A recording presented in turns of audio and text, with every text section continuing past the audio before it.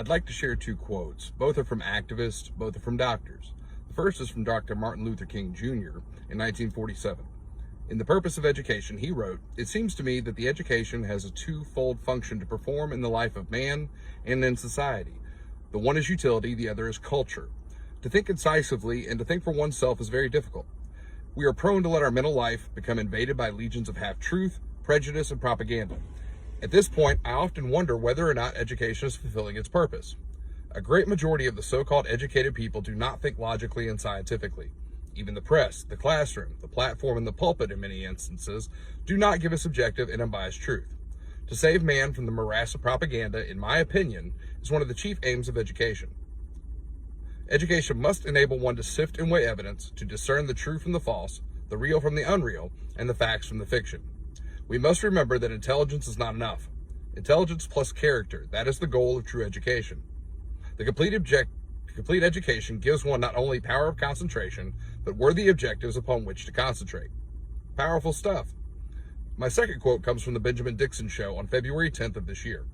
"We all know that education is powerful, and this is really the foundation of our nation.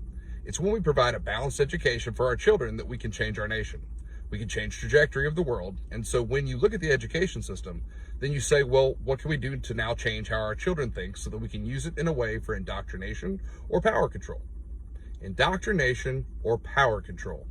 Thank you for finally being honest about your motive and intent, Chairwoman Johnson.